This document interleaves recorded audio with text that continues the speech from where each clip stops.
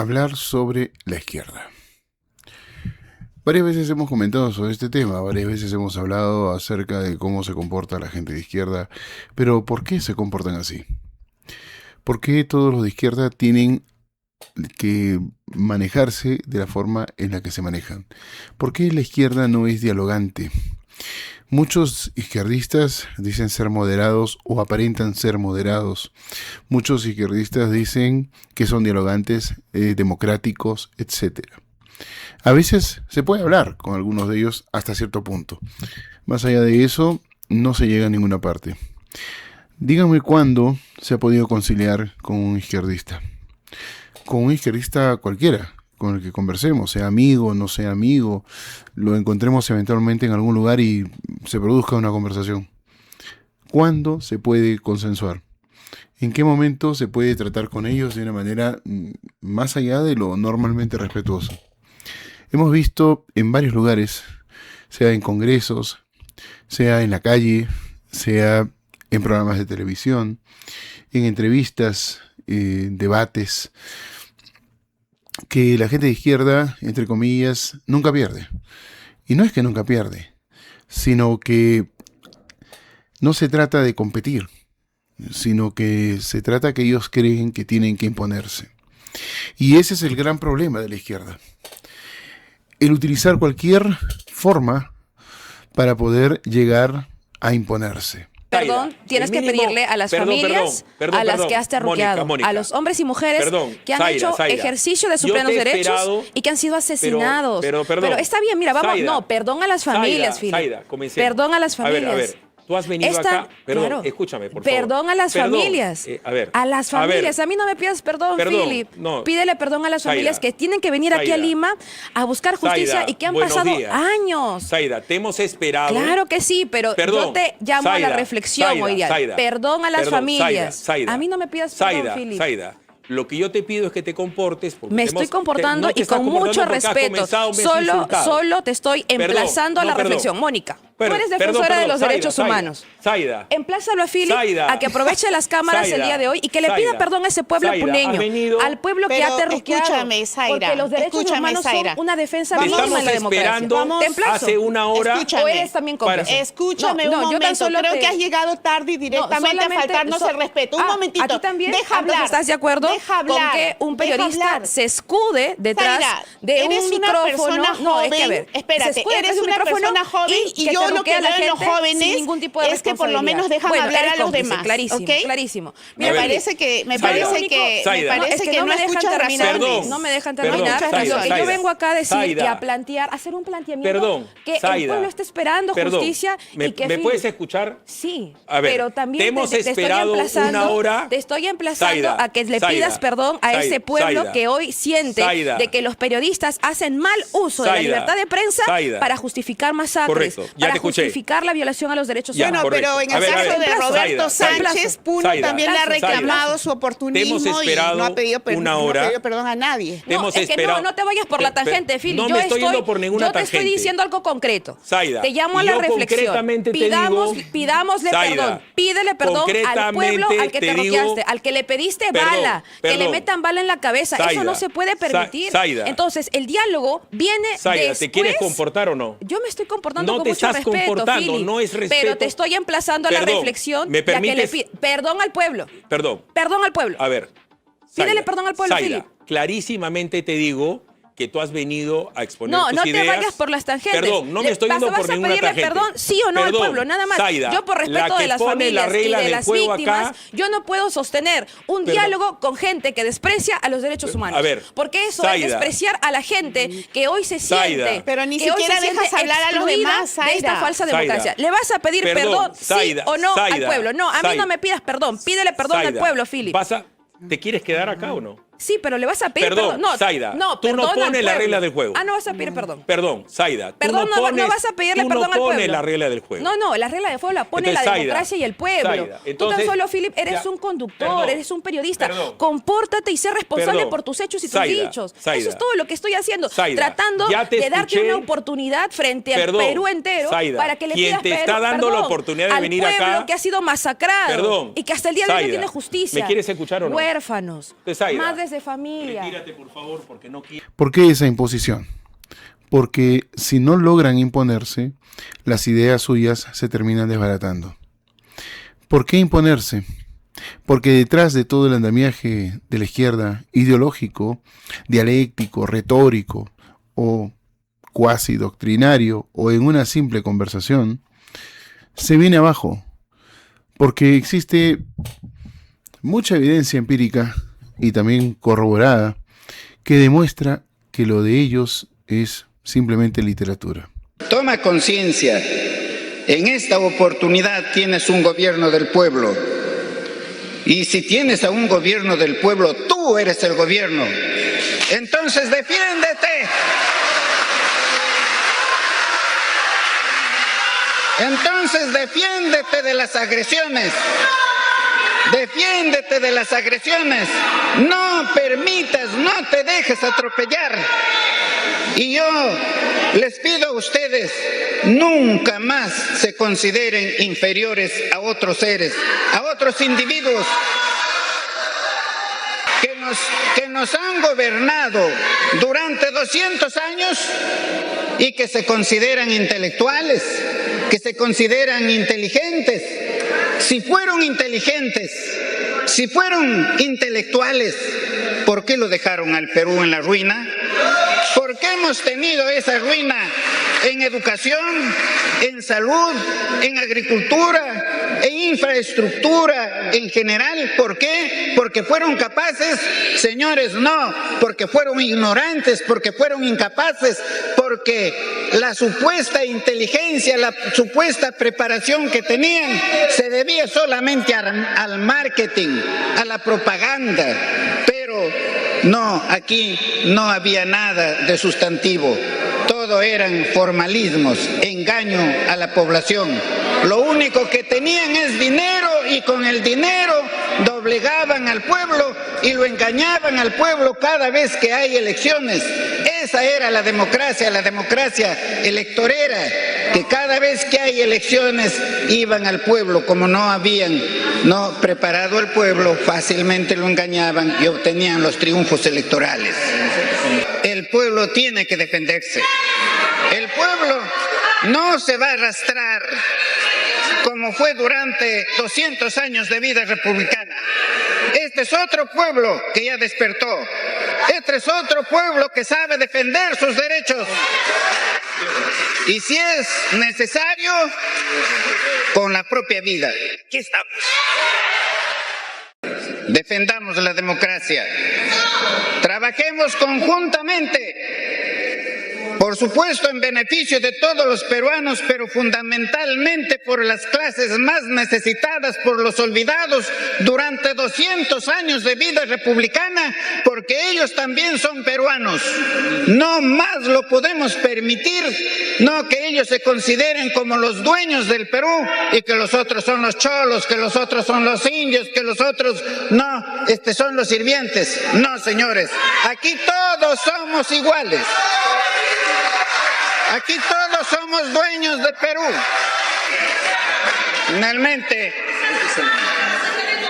viva la democracia, viva el Estado de Derecho. Nos comprometemos a defender firmemente el Estado de Derecho, a defender la democracia y a defender la voluntad del pueblo. Preparemos a nuestros hijos, a nuestros nietos, a nuestros amigos, para que aprendan a defender sus derechos, para que no se arrastren como serpientes, no, defendiendo el puesto, el cargo público. Hay que vivir con dignidad. Muchas gracias, hermanas y hermanos. El factor ideológico lo puede manejar muy bien algunos de ellos, quienes conocen de filosofía y pueden desarrollar las cosas que se escriben. Sin embargo, ¿hasta dónde, más allá de ese desarrollo filosófico o más allá, de repente, de un manejo ideológico, la izquierda en la práctica es buena? El primer sistema de alumbrado público de Latinoamérica se instaló en Cuba. El primer tranvía de América Latina circuló en La Habana. La primera demostración mundial de una industria movida por electricidad fue en Cuba. En el año 1900 llega el primer auto de toda Latinoamérica a Cuba. El primer teléfono sin necesidad de una operadora, solo con un discado, fue en el año 1906 en Cuba. En 1922 Cuba se transforma en el segundo país del mundo en tener una estación de radio. El primer país del mundo en construir un hotel con aire acondicionado central fue Cuba. En el año 1954, en promedio, Cuba tenía una vaca por habitante. En el año 1957, Cuba tenía cine 3D. En 1958, Cuba era el segundo país del mundo en difundir la televisión a color. Era el que más electrodomésticos tenía. Figuraba en el puesto número 29 entre los países con mayor economía desarrollada. Todo esto sucedía en Cuba antes de la liberación. ¿En qué momento es buena? La gente puede ser buena. Hay gente que está preocupada por el bienestar social, porque no haya injusticias en el mundo, pero el asunto es la solución. Y para ellos la solución no es aplicar algo específicamente para un asunto determinado. Es aplicar todo el modelo. Y allí comienzan los problemas. Porque de pronto podemos conversar con un izquierdista sobre algunas injusticias en las que podemos estar todos de acuerdo.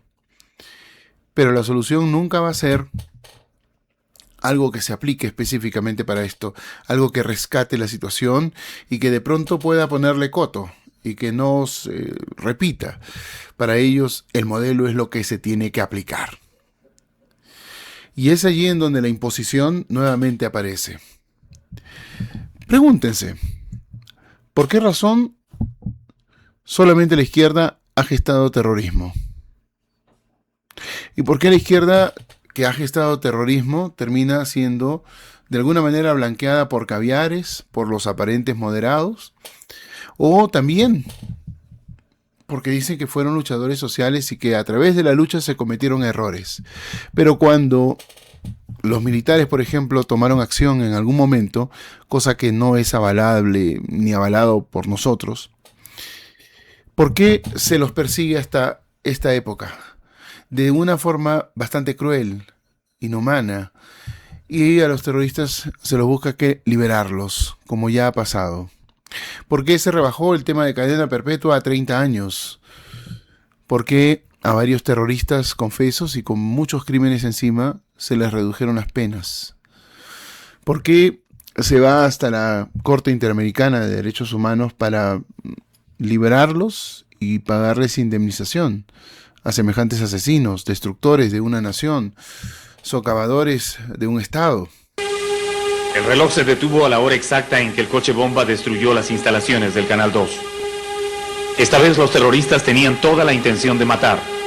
La bomba estalló cuando el noticiero 90 segundos aún se encontraba en el aire y cerca de 30 personas, entre periodistas y empleados, todavía trabajaban en el interior del canal.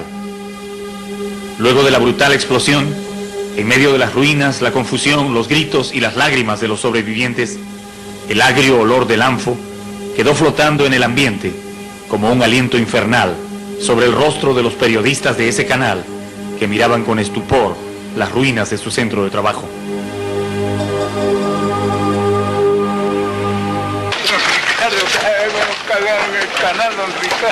¡Qué chucha, hermano! ¡Qué mierda, hermano! Pero estamos vivos. Creo que hemos llegado al momento decisivo en el país. Un momento decisivo. Aquí o le ganamos, no sé qué va a pasar.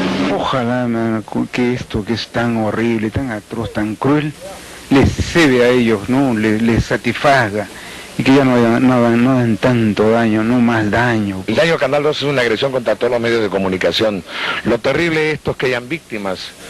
El país no se va a construir así. El país que la gente sepa que tenemos que seguir luchando, aunque nos pongan 100 bombas, aunque nos maten, porque nos matarán físicamente pero no espiritualmente. La tremenda explosión que estremeció la noche despertando a medio Lima mató a 4 personas. Entre ellas al periodista y amigo Alejandro Pérez Mesía, que deja esposa y una niña.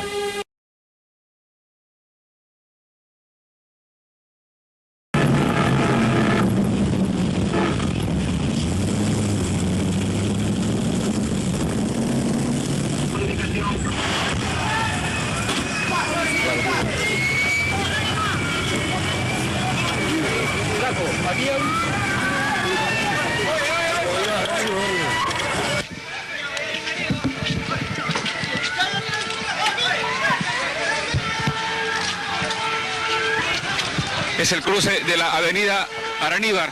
Esto es en Santa Beatriz. Se acaba de producir un atentado, hay 3 heridos, 4 heridos. Esto es increíble. Esto es increíble realmente. Son las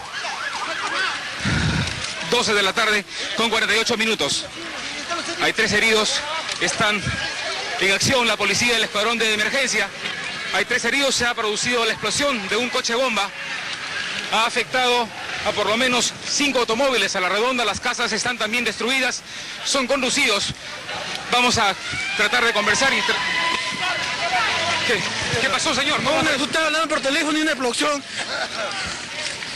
Está seriamente dañado. Tienen que auxiliarlo. Pero bueno, Dios mío. Hay gente que está dentro. Okay. Hay más heridos. Vamos a ingresar. Dios. Batería de cámara. Okay. Dios, hay más heridos. ¿Qué es esto? Otro casi. Los heridos son conducidos. ¡Otro herido! Son conducidos en patrulleros. La situación es realmente dramática. Santo Dios, ¿qué es esto? Los bomberos de inmediato también a la acción. Hay un gran ajetreo policial. Se trata de determinar si hay cargas explosivas en este lugar. Estamos a 2 cuadras solamente de las instalaciones de Panamericana Televisión. Hay una gran agitación, una gran cantidad de heridos aún no determinados. La policía trata de saber si hay más explosivos regados por el lugar y van a ingresar a una de las habitaciones. Parece que en el interior hay más personas que han resultado heridas con la detonación de explosivos exactamente a la 1:48 de esta tarde.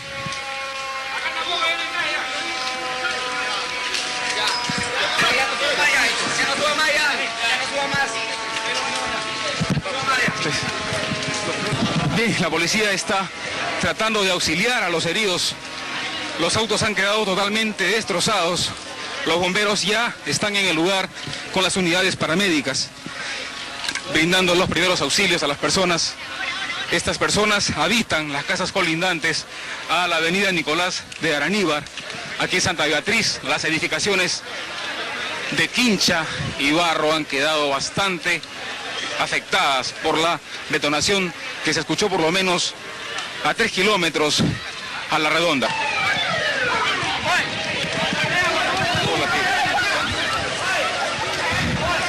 Más personas son retiradas, heridas del lugar.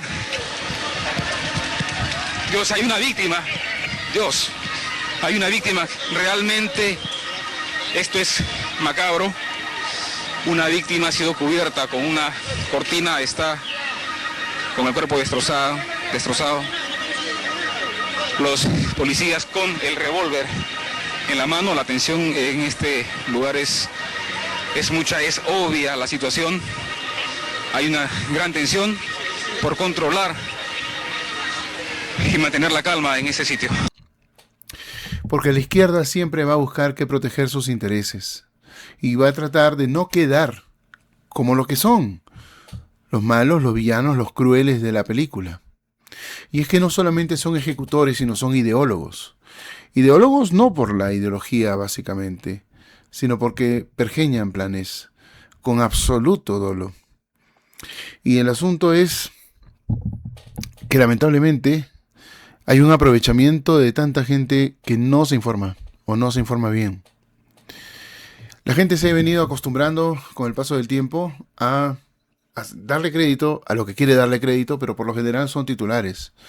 Muchas veces en algunos diarios o páginas web de información se da algo con una fotografía escandalosa y la gente cree el titular y de pronto adentro no existe nada de ese contenido o algo que es muy somero, escueto y que no brinda ninguna luz sobre el tema.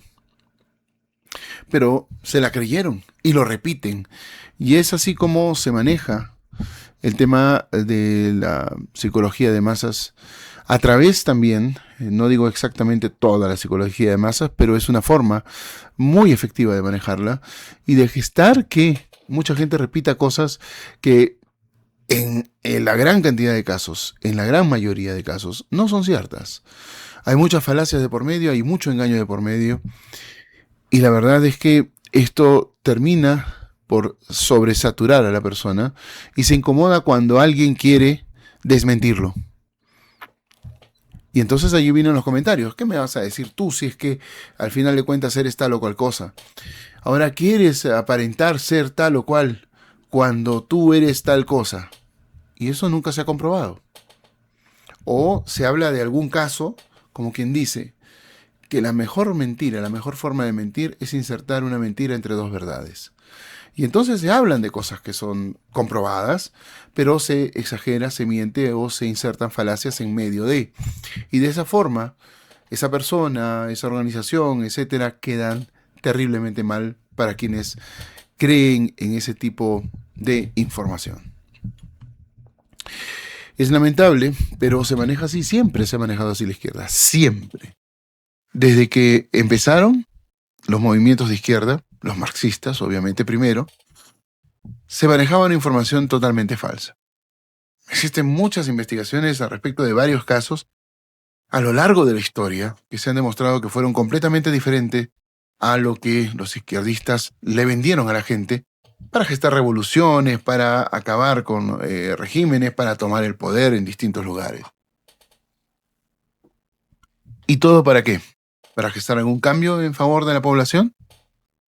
Hay gente que ha sabido vender bastante su postura de izquierda y que todavía, hasta hoy, termina recibiendo aplausos, vivas y además de esto, buenos comentarios. Vamos a citar a alguien de aquí del Perú. Mucha gente habla bien de Velasco, por ejemplo. Sin embargo, lo que hizo Velasco fue un estropicio absoluto en todo nuestro país. Pero los izquierdistas, por lo general, dicen, él no ha sido izquierdista, él se vendió a los yanquis, etcétera, y todo lo demás. Cosa que es completamente falsa porque él se pegó más a los rusos. Lo que consiguió a través de ciertas negociaciones fueron préstamos. Es totalmente diferente. Pero ¿acaso a los digamos, norteamericanos les convenía el gobierno de Velasco si cerró las puertas de las importaciones? Durante el gobierno de Velasco hubo muchas buenas intenciones. Eso es lo que arguye la gente de izquierda, que se quería mejorar el estatus social de todos los peruanos, que se quería cortar con los abusos, que se quería un país más justo y bla, bla, bla. Lo cierto es que todo lo sucedido durante su gobierno tuvo consecuencias fatales en los años siguientes para la economía. La reforma agraria destruyó el sector agrícola por décadas, pero de eso no hablaré hoy. Creo que ya le dediqué un video a eso hace 2 años, no recuerdo bien. Solo hablaré de la parte proteccionista. Velasco buscaba que Perú fuera independiente comercialmente. Nada de comprarle carros a los gringos o radios a los japoneses. No, Perú debía ser autónomo. Llevábamos más de 100 años siendo independientes y el país aún no era potencia. Los culpables eran los malvados empresarios extranjeros que solo se dedicaban a robar nuestras materias primas. Para Velasco eso era inadmisible. Perú no podía ser un vulgar vendedor de minerales. No. Debíamos ser una potencia industrial que guiara al continente contra el malvado imperialismo yanqui. Pero, ¿cómo hacer que la industria nacional despegue sin que los extranjeros se lleven las ganancias? Muy sencillo, la respuesta zurda a todos los problemas de la vida. Expropiación. Fue así que Velasco se apoderó de todas las empresas estratégicas, todo para el pueblo. Petróleo e hidrocarburos, Petroperú. Energía eléctrica, Electrolima. Pesquería y derivados, Pesca Perú. Minería, Centromín Perú. Supermercados, Superepsa. Aerolíneas, Aeroperú. Banca, bueno, ahí se encontró con un gran freno. El banco de crédito no fue expropiado, pero sí que obligó a sus accionistas extranjeros a vender su parte a accionistas peruanos. En fin, Velasco ya tenía todos los sectores importantes de la economía libres del malvado empresariado imperialista yanqui. Ahora sí nadie impediría que la industria nacional despegue. Ya tocaba sustituir las importaciones por productos nacionales. Para eso había que proteger a las ineficientes empresas peruanas de competir con los extranjeros. Era una competencia que no podían ganar, por eso era injusta. Para Velasco. Prohibir importaciones era algo muy rochoso, mejor encarecer esos productos para que la gente solita opte por no comprarlos. Así fue como se vino una lluvia de aranceles. Fue así que productos de primera necesidad para el país como la gasolina se encarecieron a niveles nunca antes vistos. Pequeños impases que no detendrían el sueño de Velasco. Si la gente no puede pagar tanta gasolina, habrá que prohibir que la usen, que los carros no puedan circular de lunes a jueves libremente. Así de brillantes son las soluciones de la izquierda para los problemas que ellos mismos crean. Me llamo Andrés Edward Guamaní. Me dicen Anca, hoy día vamos a demostrar cómo se fríe digamos, el huevo se cocina en una sartén con agua. El paso 1, quitar la competencia extranjera, estaba listo. Tocaba el paso 2, hacer que la industria nacional despegue. Hay una gran falla en este sistema cuando llegamos al paso 2. Para que el modelo de sustitución de importaciones funcione, se requiere que el sector industrial crezca mucho más rápido que el sector primario. Eso no se puede, por lo menos no en Perú. Para que la industria nacional despegue necesitaba de materias primas que Perú no producía. Por ahí podemos comenzar, para que se den cuenta de que este tema no va más. La cercanía al castrismo, la cercanía a cualquier cosa que sea de izquierda, la forma socialista de trabajar el populismo fue impresionante. Y esa maquinaria lo que hizo es que se viera un hombre sencillo que realmente amaba al Perú. Ahora, nosotros no podemos decir que Velasco no amó al Perú. Eso no lo podemos poner en tela de juicio, pero sí podemos decir que a través de esa mentalidad socialista destruyó a nuestro país. No era un país que fuera una potencia mundial. Eso se acabó cuando comenzó la República. Pero lo cierto es que destruyó todo lo que se construyó hasta ese momento. Se fueron varias industrias, para que después los izquierdistas, citando a Mariátegui, digan: el Perú no está industrializado. Y la verdad es que el Perú tuvo muchas industrias, sobre todo automotrices, y casi todas se fueron del Perú, precisamente porque al señor Velasco se les ocurrió tratar de expropiarlas o de decirles que se vayan. ¿Y esas industrias acaso volvieron? No volvieron. Se fueron a Brasil, se fueron a Argentina. Y nosotros nos quedamos sin esos ingresos y sin ese trabajo para mucha gente. Un país que apuntaba a ser próspero, aunque los indicadores económicos no fueran de los mejores. Pero estamos hablando en tiempos en los que no a todos los países les iba bien. Y además de esto, el tema de Velasco no solamente fue una situación de soluciones, sino de problemas. Hablar de la reforma agraria que en realidad se iba a dar, para muchos, ese fue el leitmotiv del golpe de Estado. ¿Por qué hacer ese golpe de Estado? Por la toma de poder, por la ambición. Porque Velasco en realidad fue un militar de confianza. Un militar que se hacía ver como si fuera de derecha y que iba al son del gobierno de turno. Pero fue un traicionero al final de cuentas. Muchos dirán que esa fue la manera estratégica de hacer las cosas. Pero esto coincide directamente con algo que la mayoría de izquierdistas, cuando se trata de poder, cuando se trata de hacer algo, entre ellos mismos inclusive, son traicioneros. Roberto Sánchez fue ministro de Comercio Exterior de Pedro Castillo. Se hace la crítica en el sentido de que para la vacancia de Pedro Castillo él se abstuvo, o sea, no votó a favor de Pedro Castillo. El tema de Roberto Sánchez es más complicado porque uno no sabe si es de izquierda, de derecha, de centro o es el mismo, ¿no? Él está asumiendo la identidad, la personalidad de Castillo y no es Castillo. Si fuera Castillo, no lo había traicionado a Castillo. Él votó absteniéndose. Si fuera Castillo, quisiera Castillo y lo representara Castillo, hubiera votado contra la vacancia que le hicieron a Castillo. Si fuera Castillo, no se hubiera limpiado de lo que él hizo. Él fue parte del golpe. Él sabe que Castillo tiene un voto duro en las zonas rurales. Y un voto duro más allá de que fue un mal gobierno, un buen gobierno regular, sino porque la gente del sur sintió que hubo un maltrato. Y entonces, bueno, lo he traicionado, pero me hago loco, tengo partido y me ofrezco que lo voy a salir y meto a su familia más allá de que si son capaces o son incapaces, si son buenos o son malos, pero lo meto para satisfacer a Castillo, pero no está pensando en el país. Entonces, yo a Roberto no lo califico de izquierda y si alguna vez fue, traicionó a la izquierda también. Se robó un partido que costó muchos años hacerlo, aprovechó una denuncia que no es justa y que yo lo voy a demostrar cuando tengamos un proceso, porque el proceso va a haber, ¿no? Yo no necesitaba plata de nadie, nunca he cobrado nada a nadie, y eso se va a probar por supuesto, pero él dijo, esta es mi oportunidad. Y a pesar que él llegó cuando el partido estaba hecho, a pesar que él llegó cuando yo era presidente regional, a pesar que lo tuve en casa, a pesar que le di trabajo, a pesar que le di 1000 oportunidades, a pesar que sacrifiqué mucha gente del Partido Humanista para promocionarlo a él, dijo, ahora me toca a mí, ¿no? No me importa. Además he sido padrino de su matrimonio. Y bueno, si me traiciona a mí ya es una cosa mínima en función de lo que podría traicionar al país. Lo que ocurre es que la base de la izquierda es la utopía y la utopía tiene una línea muy cercana a la mentira. Pero la misión de ellos es básicamente imponerse, como ya lo dije. Y si es que ellos siguen eso, tiene que ver directamente con que no interesa la forma, interesa el fin. Por lo tanto, el fin justifica los medios. Y de esa manera, la izquierda puede mentir, puede engañar, puede hacer lo que quiera con tal de obtener el poder. Y Velasco lo que hizo fue atrasar a nuestro país. Esa supuesta reivindicación para los ciudadanos peruanos que fueron olvidados, etcétera, la segunda reforma agraria, etcétera, la toma de lo que fue la refinería de Talara en ese tiempo, la anulación de contratos, nacionalización de varias cosas, entre ellas la refinería, pues lo único que hizo fue levantar a la gente de una manera en la que el discurso populista de izquierda tomó una connotación real y gestó esa esperanza que muchos esperaban dentro de un cambio, dentro de una supuesta mejora. Lo que pasa es que la izquierda va trabajando de acuerdo al tiempo, va llenándonos la cabeza de algo para que creamos en eso, de manera subconsciente, y al final, cuando algo ocurre, eso termina funcionando en favor de ellos, y nosotros no nos damos cuenta. Y repetimos y decimos que ya está, llegó el momento, y que por fin se van a dar los cambios y las cosas van a ser mejores. Pero la pregunta es, ¿hasta qué punto realmente se necesitaba un cambio? Y si se necesitaba un cambio, ¿qué tipo de cambio?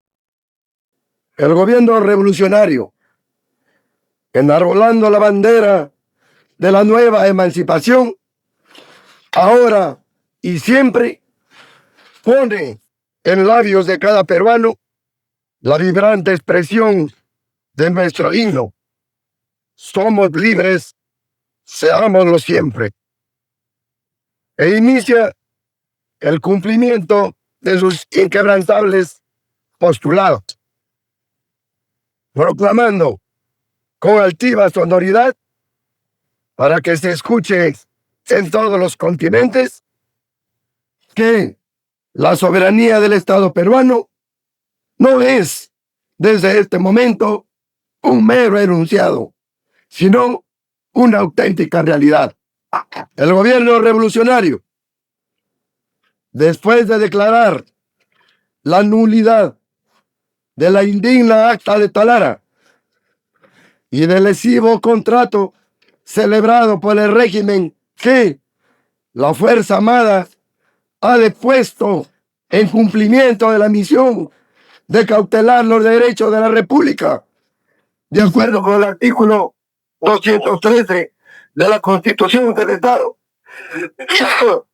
acaba de promulgar el decreto ley que ordena la inmediata expropiación de todo el complejo industrial de la Bray Pariña y anuncia al país que en este preciso momento las fuerzas de nuestra primera región militar que tenemos en el norte, haciéndose eco del clamor de la nación, está ingresando al campo de Talara para tomar posesión de todo el complejo industrial que incluye la refinería. Y con la más alta emoción patriótica hace flamear el emblema nacional como expresión de nuestra indiscutida soberanía. De hoy en adelante, el campesino del Perú no será más el paria ni el desheredado que vivió en la pobreza de la cuna a la tumba y que miró impotente un porvenir igualmente sombrío para sus hijos. De este venturoso 24 de junio, el campesino del Perú será en verdad un ciudadano libre, a quien la patria al fin le reconoce el derecho a los frutos de la tierra que trabaja y un lugar de justicia dentro de una sociedad de la cual ya nunca más será, como hasta hoy, ciudadano disminuido, hombre para ser explotado por otro hombre. La Fuerza Armada asumió también el solemne compromiso de realizar una vasta tarea de reconstrucción nacional. Nosotros Siempre fuimos conscientes de la inmensa responsabilidad que contrajimos con la patria. Este no podía ser un gobierno más en el Perú y surgió con la vocación irrenunciable de ser el gobierno de la Revolución Nacional. Este fue el sueño con el cual se lograron adhesiones y votos, pero nada realmente profundo se hizo jamás para implantar una reforma que de veras atacara la raíz del problema y que de veras diera la tierra a quien la trabaja. Esto hace la nueva ley un instrumento de desarrollo, una herramienta de transformación, vale decir, una ley auténticamente revolucionaria. Y, como en el caso de la política nacionalista del petróleo, ahora también la fuente final de nuestra inspiración ha sido el pueblo. El gobierno no tolerará la política de quienes traten de entorpecer la reforma agraria en perjuicio de los intereses del campesinado y de la sociedad. Porque tú puedes expropiar una hacienda, pero si con el hacendado se va todo el know-how técnico y dejas la tierra o el proceso productivo en manos de campesinos que no tienen acumulado ese nivel de conocimiento, estoy pensando sobre todo en los grandes complejos azucareros, algodoneros, pues es previsible que la cosa se va a caer.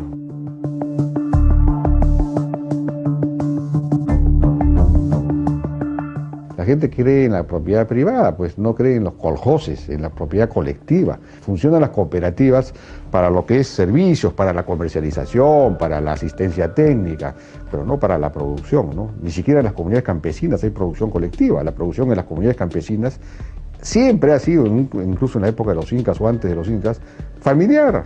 El campesinado lo que quería era la economía parcelaria.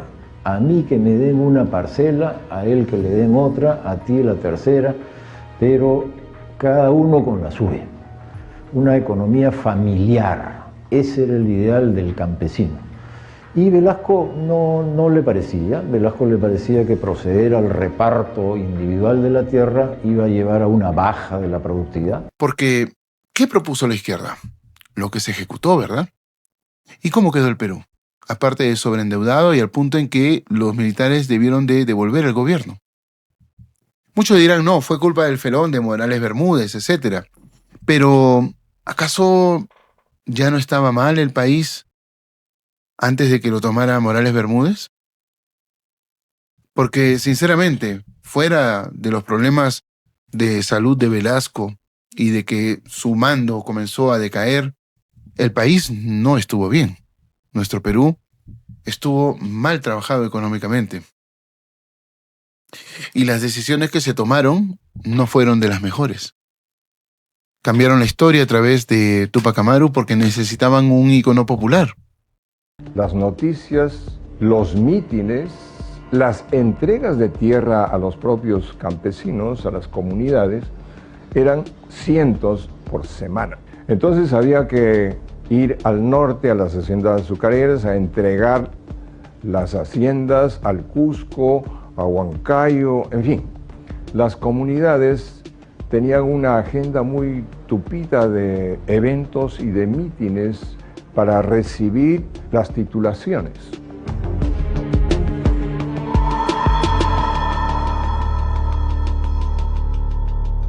La imagen que se convirtió en símbolo de la revolución velasquista fue la de Túpac Amaru II, ideada por el artista Jesús Ruiz Durán. Él se inspiró en una ilustración que vio en un antiguo libro de su padre.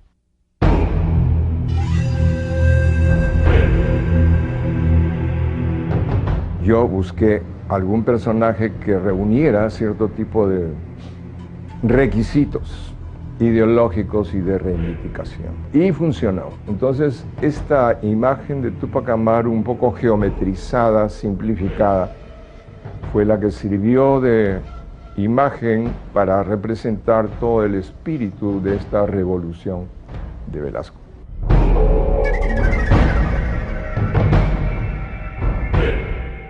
Ruiz Ruiz Durán y otros diseñadores fueron quienes dotaron de una peculiar estética a los afiches velasquistas, estética que se conoce como el pop achorado.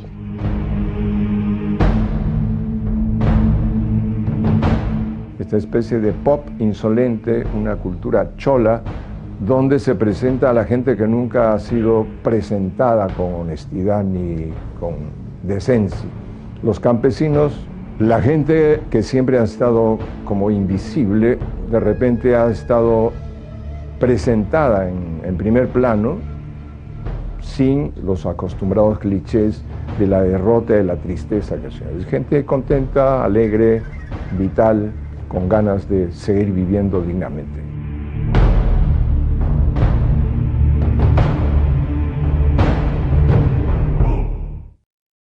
¿Pero por qué necesitaban eso? Por el mecanismo de control. Y la izquierda siempre busca ese mecanismo de control.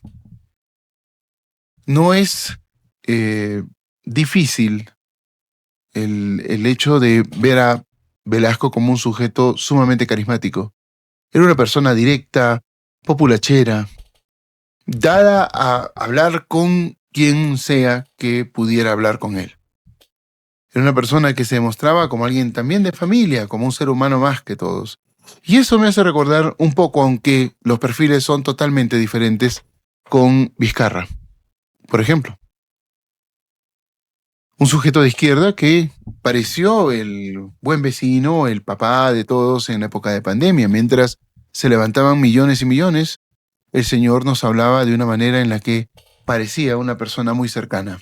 Y vamos a eso, porque ese era el concepto con el cual se lo podía reconocer a Velasco, como alguien muy cercano. Eran otros tiempos, por supuesto. La efusividad y la manera de comportarse de la gente era otra también. Pero lo que aplicó Velasco fue un retraso absoluto para nuestro país. Algunos dicen, en el mejor de los casos, que nos atrasaron 20 años.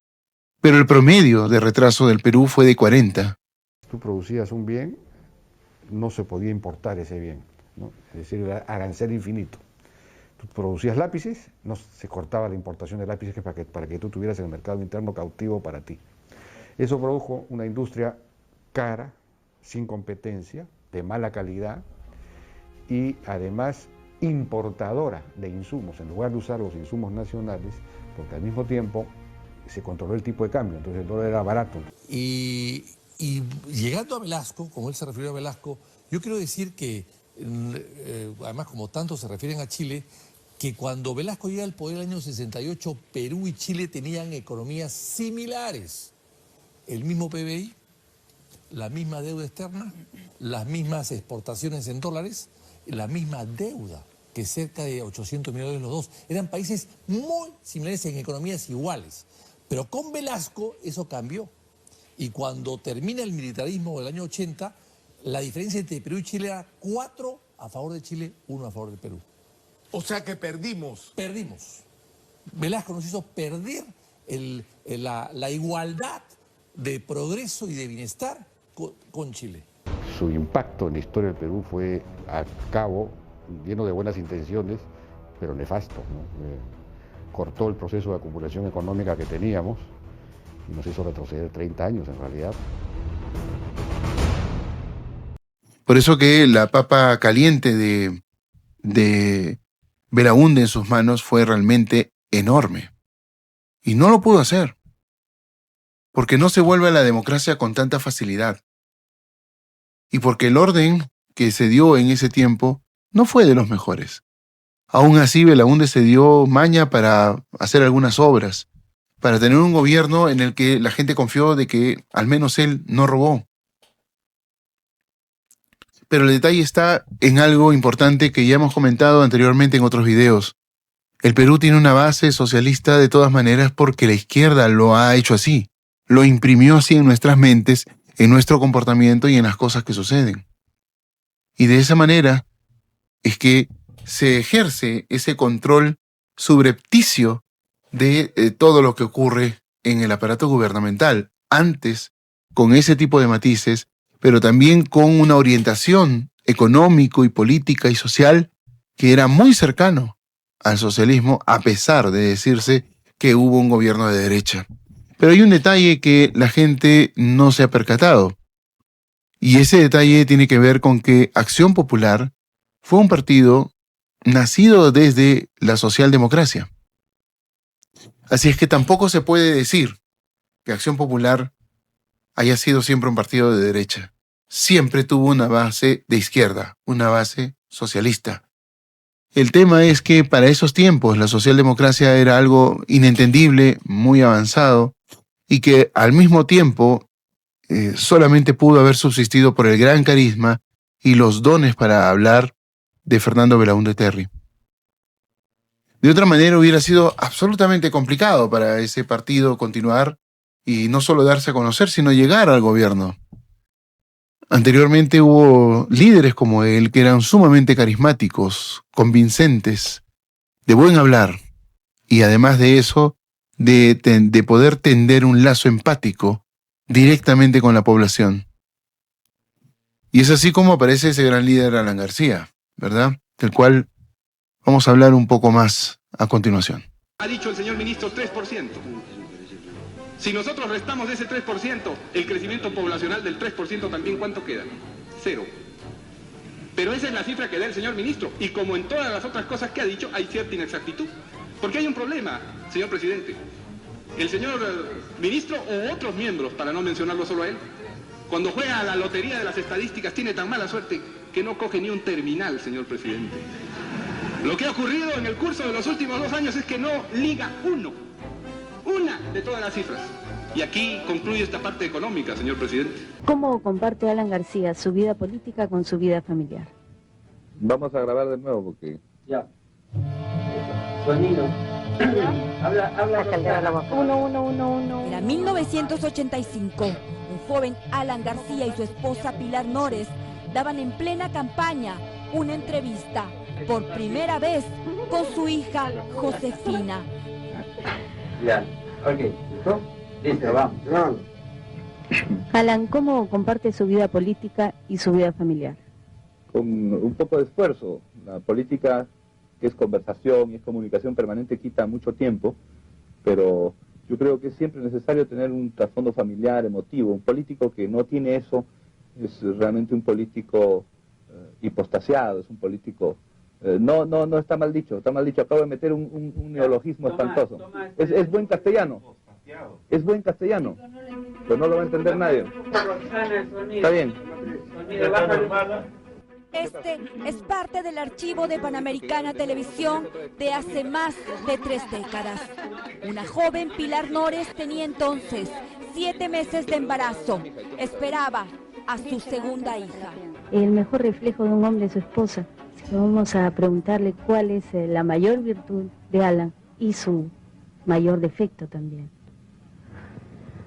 Bueno, es difícil decirlo, sobre todo mi posición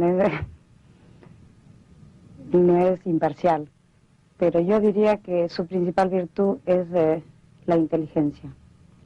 ¿Y su mayor defecto? Tal vez creer demasiado en las personas. Usted está esperando un bebé, Pilar. ¿Cuántos meses tiene de embarazo? 7 meses. ¿Le gustaría que ese bebé fuera hombre? Sí. ¿Y usted, Alan? Sí, porque yo tengo ya 2 hijas mujeres.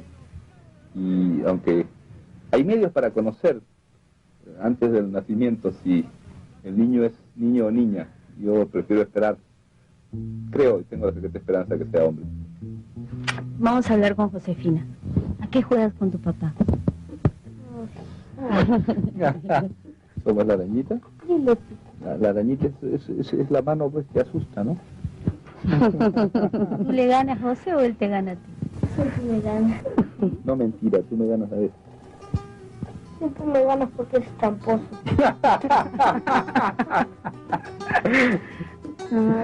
Eso no sale en la edición, ¿eh? No puede salir, que dirán todos los ciudadanos del país. Ustedes saben, por ejemplo, que en Estados Unidos nosotros tenemos la casa del embajador, que es mejor que el Palacio de Gobierno de Lima. Tenemos una residencia en Washington que, según me han informado, vale más de $10 millones. Es decir, 140.000 millones de soles. Entonces yo acabo de decir que se venda para aplicar ese dinero en beneficio del pueblo. Yo necesito la colaboración de todos ustedes para que aprendamos los peruanos a dejar de comer pan blanco. El pan francés y pan tolete que a ustedes les gusta es un pan muy caro y no es nutritivo. Muy bien, apareció Alan García como la gran esperanza no solo del APRA sino del Perú. Un gran orador, quizá uno de los mejores oradores de todo lo que viene a ser Hispanoamérica. A lo largo de muchos años no se había dado la presencia de una persona que sea tan convincente, arrolladora, avasalladora y al mismo tiempo sumamente rápida, con grandes reflejos, no solo políticos, sino también dialécticos, y obviamente que presentaba de pronto algo así como la esperanza del milagro económico para el Perú y que todo cambiara, porque hay que decir algo importante para todos ustedes. Después de la Junta Revolucionaria Militar en los años 80, el Perú realmente vivió muy mal. Hubo gente de todas maneras acomodada y todo, pero acuérdense que dentro del gobierno de Fernando Belaúnde Terry, más allá del bulo del supuesto terremoto que se iba a dar en esos años, mucha gente comenzó a emigrar, mucha gente vendió sus casas, sus propiedades, etcétera, porque la situación ya era complicada económicamente hablando dentro de ese gobierno. Fue la herencia de esa junta militar, y la verdad que al mismo tiempo los manejos que se hicieron en esa época no fueron de los mejores. El Perú era un país prácticamente desolado, abandonado económicamente, y que no pintaba nada en el resto del mundo. No tenía la presencia que hoy tiene.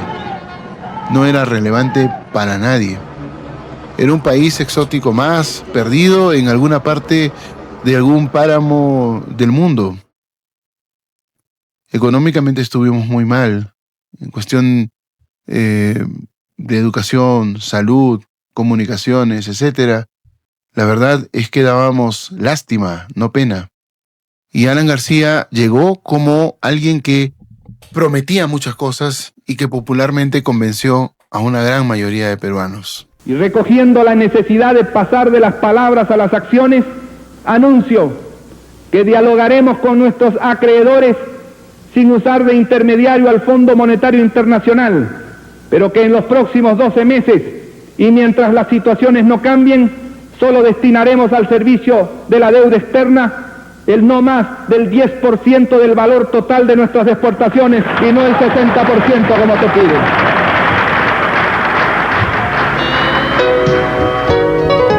Han pasado ya 6 años de este anuncio y sin embargo el pueblo peruano sigue sufriendo sus consecuencias.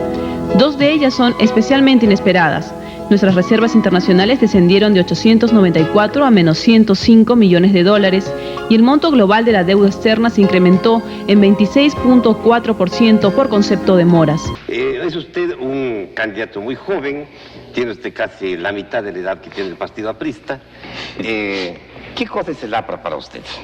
Creo que el APRA ha sido, y estoy seguro que seguirá siendo, una alternativa popular, democrática, una alternativa de convocatoria nacional, un instrumento al servicio del país para afirmar ciertos valores muy concretos, especialmente en esta hora. El nacionalismo que nos devuelva a los peruanos la plena disposición de nuestra patria y el gobierno de nuestra historia, la democratización cabal que comience por los más pobres y comience por la agricultura que tanto necesita nuestro país, la moralización de nuestra vida social en la que tan vulnerados vemos nuestros derechos y por último tener un Estado que se ocupe en principio de los más pobres, que son los más urgidos. Cuando Víctor Raúl Aya de la Torre, el fundador de su partido, tenía un poco menos de la edad que usted tiene ahora, definió lo que era el partido aprista. Un artículo que fue muy difundido, Juates de APRA. Así es. Y que fue publicado en una revista inglesa y por eso... Y el primer punto dice, acción contra el imperialismo yanqui. Así es. El imperialismo es la fuerza de los países industrializados más ricos que con su gravitación y a veces directamente por sus inversiones deforma la economía de los países pobres. ¿Usted está contra el imperialismo yanqui? Estamos contra todo imperialismo, contra el imperialismo que quiere inundar de violencia a la zona de Centroamérica, contra el imperialismo que nos cobra deudas, que nos impuso previamente, y también contra el otro imperialismo, el que invade Afganistán, el que mantiene a la Europa Oriental sojuzgada, sin posibilidad de huelgas para los obreros, sin posibilidad de libertad de expresión. Excelente. Y en cuanto a la nacionalización de tierras e industrias, que también decía Víctor Raúl cuando era joven, la mantenemos como un principio. Nacionalización no significa estatización. Nacionalización significa que tengamos el derecho de peruanizar nuestro gobierno. En dos palabras, nosotros hemos sido exportadores de materias primas cuando la economía mundial necesitaba materias primas. Desde 1950 fuimos un país en vías de industrialización cuando la gran economía mundial necesitaba vender sus técnicas y sus fábricas. Y ahora somos un país pagador de deudas cuando la gran economía mundial necesita cobrarlas. A esto le llamamos estar un poco dependientes de lo que ocurre fuera. Volvamos a nosotros, volvamos a lo nuestro. ¿Cuál sería el meollo del problema económico para usted, un joven político que se lanza usted a la presidencia de la República? El que acabo de expresar. El 28 de julio usted teóricamente recibiría la administración del Estado. Yo espero recibirla en la práctica y no teóricamente, como algunos. No, estamos hablando teóricamente sobre desde hoy, porque yo no le puedo investir a usted. Pienso que los primeros pasos deben ser de reactivación económica. Nuestra industria... Mandar que hablen con el Fondo Monetario Internacional. No, antes de eso vamos a defender lo que nosotros producíamos antes. Si usted se fija, las fábricas, por ejemplo, metalmecánicas, producían muchas cosas que ahora se están comprando en el extranjero. Y no a menores precios. Volveríamos, por ejemplo, a fabricar autopartes para poder hacer el automóvil de 60.000 soles que nos ofreció alguna vez la revolución. Bueno, a mí no me gustan las promesas demagógicas, ni los millones de empleo, ni los millones de automóviles de 60.000 soles. Lo importante es ver qué cosa es rentable para el pueblo. Un político debe razonar por objetivos, ¿pero no por grandes teorías. Lo primero que habría que hacer es ver qué es lo que nuestra industria estaba produciendo. Y evidentemente hay algunas cosas en las cuales los precios internacionales son mejores, pero eso no significa que por mejores precios internacionales compremos los productos sobrantes. Y entonces Alan García, con ese verbo florido, impactante, arrollador, se hizo con los votos y ganó la presidencia. La primera vez que el APRA llegaba al gobierno, luego de las historias que se contaron a lo largo del tiempo, de que 2 veces le quitaron las elecciones a Víctor Raúl Haya de la Torre, el eterno líder aprista, el fundador del APRA, el perseguido, el constituyente, el que firmó la Constitución poco antes de fallecer. Pues bueno, el adalid del APRA, el hijo predilecto del APRA, Alan García, llegó a la presidencia. Y cuando todo se pensó que iba a ser mejor, pues la verdad es que nadie imaginó que iba a ser tan malo ese primer gobierno. Se tuvo 2 años bastante buenos, pero esos 2 años son los 2 años engañosos que por lo general la izquierda utiliza para tomar el control de la gente y, bueno, no se aplica en todos los países de izquierda. Pero si te quieren engañar, esos 2 años de Alan García, tienes que investigarlos. ¿Qué pasó? A ver, les cuento algo rápido. Las cosas estaban muy caras en la época de Belaúnde. Y teníamos en ese tiempo el Nuevo Sol. Alan García lo que hace es, vamos a cambiar el nombre de la moneda y ya no va a ser el Nuevo Sol, va a ser el INTI. Desde allí ya tuvimos un tema populista de por medio.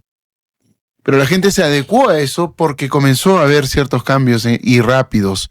¿Cuáles fueron esos cambios? Por ejemplo, una botella de aceite. Vamos a poner un valor nominal hipotético, que costara 20 soles. 20 soles una botella de aceite en la época de Belaúnde e increciendo porque hubo inflación en la época de Belaúnde. Entonces digamos de que en un mes podría ser 22 o 24 soles. Pero antes existía lo que se llamaba el precio oficial, o sea, el control de precios que tanto la izquierda dice que es lo mejor para hacer la intervención del Estado dentro del mercado cuando es necesario regularlo. Yo les digo por experiencia, de todos los que hemos vivido esa época, sinceramente es lo peor que se puede hacer. Pero vamos con el ejemplo real. Pongamos que estuviera a 20 soles y se vendía a 23, que era lo normal. El Estado fijaba los precios oficiales, pero siempre costaba más caro. Entonces, en el gobierno de Belaúnde, un ejemplo claro, 20 soles el aceite, la botella de aceite de 1 litro, que se vendía a 23 soles y en los lugares más costosos 25, 26 soles. Ok, entonces llega Alan García y dice el precio oficial sigue siendo 20 soles y al final de cuentas solo pagábamos 18 o 17. Entonces, no solamente el aceite llegaba a ese precio, también los demás productos de pan llevar. Uno iba a una tienda de abarrotes y el sueldo alcanzaba y el dinero sobraba. Y entonces, en esos 2 primeros años, la gente estaba maravillada con el gobierno del APRA y decían, era una gran mentira lo que decían del APRA. De todas maneras, están gobernando bien, nos ha sorprendido, el sistema económico heterodoxo de Alan García es muy bueno. Y bueno, pasaron los 2 años y comenzó el infierno. ¿Qué es lo que ocurrió? Resulta que en esos 2 años, Alan García acabó con las reservas del banco. O sea, el Banco Central de Reserva se quedó con muy pocos activos, pero se quedó sin dinero. Eran los tiempos en los que no podríamos pensar que hubiera un Julio Velarde y el Banco Central estaba bajo las órdenes del Ejecutivo. No tenía la autonomía que hoy tiene. Y se comenzó a emitir a la loca el dinero para poder pagar simplemente cosas. Pero eso trae como consecuencia una inflación inmediata, creciente y voraz. Vender a un precio estable y comprar al proveedor a un precio más caro no es negocio para nadie. Porque el señor Alan García pensó que el gobierno podía dar los precios de los productos, poner los precios, que es la peor cosa que puede hacer, porque vas en contra del mercado. ¿Quién debe fijar el precio de los productos? La libre competencia de la oferta y la demanda. Fue utilizar al Banco Central de Reserva como, digamos, una billetera de donde se podía generar dinero fácil, ¿no?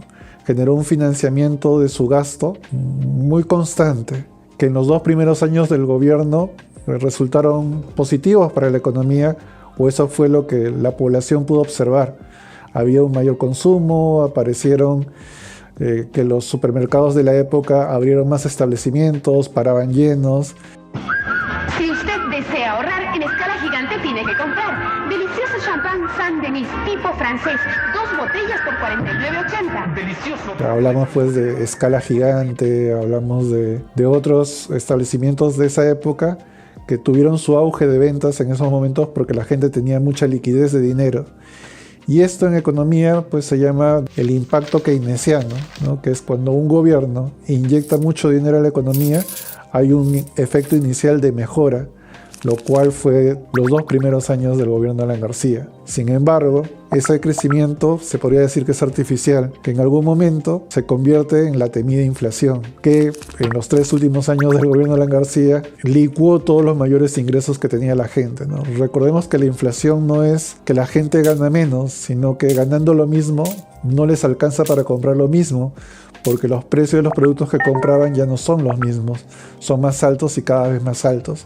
Con lo cual, con tu mismo ingreso, no te alcanza para comprar la canasta básica que podías comprar cuando empezó el gobierno de Alan García. Y de ahí empezamos nosotros a ver la famosa maquinita. ¿En qué consistió la maquinita? Conforme se iba incrementando la inflación, él iba produciendo dinero, ¿no? Que eso es fatal económicamente hablando. Entonces él producía dinero a su antojo con la maquinita. Un dinero que no tenía un respaldo real en cuanto a producción, era un dinero que él fabricaba a su antojo y que después repartía pues a todos los trabajadores, ¿no? Para que tú imprimas un billete y lo saques a circulación, el billete tiene que tener respaldo en el BCR, en el Banco Central de Reserva. Para respaldar este billete, en el BCR tiene que haber oro acumulado o divisa, eso quiere decir dólares. Entonces, tú tienes una masa de dólares, tienes una cantidad de oro, puedes emitir billetes y estos billetes salen con respaldo. La gente sabe, ¿no? Este es un billete bueno. Pero cuando el gobierno controla al Banco Central de Reserva, el Banco Central de Reserva imprime papel. Imprime, y de repente el billete ya no vale nada. Entonces al billete de 10 hay que ponerle un sello que diga 1.000, 5.000, 10.000, igual no vale nada. Esto no vale nada. Entonces, para contentar a la población, ¿qué hacía el gobierno? Aumentaba sueldos para que con ese sueldo pudieras obtener los productos que estaban encarecidos. Y así fue progresivamente. Aumentaban sueldos y comprabas. Subían los productos, aumentaban los sueldos y comprabas. Hasta que llegó un momento en que esa moneda lamentablemente ya no servía, ya no era útil. Entonces, ¿qué hace el gobierno de Alan García? Cambia la moneda. Y cambia una moneda a llamado INTI. Pero lamentablemente la moneda empezó a devaluarse. Y volvimos al tema del aumento de sueldo, aumentaban más INTIs, pero igual el aumento de sueldo no equiparaba el costo tan alto que teníamos por las compras de productos de primera necesidad. Y eso fue lo que pasó en el gobierno de Alan García. Los confines de nuestra inflación gestaron millonarios de la noche a la mañana, millones de INTIs. El contador X tenía que simplificar sus cifras porque no había espacio en los libros contables para colocar los montos que se tenían que manejar entre cuentas. Y eso se tuvo que permitir porque no había forma. Con eso, que es absolutamente cierto, les podemos contar a ustedes más o menos cómo se manejaban las cosas. Pero el tema no paraba ahí. Los precios subían a diario y fluctuaban de acuerdo al dólar bancario, interbancario, informal, dólar MUC. Eso es lo que hace la izquierda. Si ustedes se dan cuenta, los países que fueron domados por la izquierda tienen muchas formas de cambio. Argentina tiene como 5, si no me equivoco. Y lamentablemente, me dirán ustedes, no, eso es obra de Milei. No, señores. Era el dólar negro, se cambió a dólar blue, por ejemplo, por el tema del racismo. ¿En qué periodo? En el periodo de Cristina Fernández. Y después vino a un gobernante que a nadie lo dejó gobernar, que fue Macri, y también cometió una serie de errores, y después vino el hermano de Cristina, ¿no? Y entonces Argentina terminó en un gran problema, no solo inflacionario, sino social. La izquierda hasta ahora no sabe hacer bien las cosas porque no tiene otra forma de hacer las cosas. Y con Alan García, el Perú se vino abajo. La inflación que llegamos a tener fue por cifras sumamente superior a la que tuvo Venezuela en su peor momento. Mucha gente del Perú se fue a distintos lugares, Estados Unidos, España, Argentina, Bolivia, Ecuador, otros sitios. O sea, se fueron a otros países dentro del continente y cruzaron el charco también. Es penoso. Después vino el boom hacia Japón, ¿no? Ya con la llegada de Fujimori, y un año antes probablemente ya la gente se iba a Japón. Pero el tema es ese. Ustedes se preguntarán por qué los peruanos iban a Bolivia, por qué se iban a Ecuador. Ecuador y Bolivia llegaron a tener un momento económico un poco superior al peruano en esos años. Y entonces trabajar en esos lugares era sencillo, porque había trabajo, y los sueldos daban como para vivir más o menos bien y enviar dinero. Yo he conocido personas que se iban medio año a trabajar a Bolivia, por ejemplo, y regresaban con dinero y seguían viviendo ese otro medio año aquí en el Perú haciendo pequeños trabajos. Era su manera de hacer las cosas. Pero en sí, la verdad es que Alan García, con esa economía, con el hecho de no pagaremos la deuda externa, primero solo pagaremos el 10%, y después ya no pagamos, terminamos no alineados. Un país paria, abandonado, fuera del sistema. Y aquí viene el tema, el comparativo con lo que quiere hacer Roberto Sánchez, por ejemplo. Roberto Sánchez ha salido con ese tema de sacar de inmediato, bueno, Antauro también lo ha dicho, de sacar de inmediato a Julio Velarde del Banco Central de Reserva. Y hablan de tomar también las reservas. Bueno, básicamente esa es la idea, con el famoso cuento de la repartición equitativa de la riqueza. Para algunos izquierdistas que salen a edulcorar el asunto no se trata de repartir la plata, se trata de dar oportunidades. Pero, ¿qué vas a hacer con el Banco de Reserva y las reservas peruanas diciendo de que vas a dar igualdad de oportunidades? No tiene sentido, ¿verdad? Porque la igualdad de oportunidades se gesta desde el Ejecutivo, pero no desde el Banco Central de Reserva, que es una entidad autónoma. y que tiene solo 2 o 3 tareas que no tiene que ver directamente con un tema de gestión dentro del aparato del Ejecutivo. No es un ministerio, ¿no? Entonces, no estamos hablando de que en realidad lo que ellos quieren es una igualdad. Es tomar el poder, tomar el control, y lamentablemente es básicamente controlarnos a todos nosotros. Van a aplicar algo. Ahora, el empresario peruano lo que cree es que puede negociar con Roberto Sánchez. Es que puede hablar con él y decirle, ¿sabes qué? ¿Cuánto quieres? ¿Cuánto necesitas? ¿Qué podemos hacer? ¿No? ¿Qué facilidades podemos tener contigo?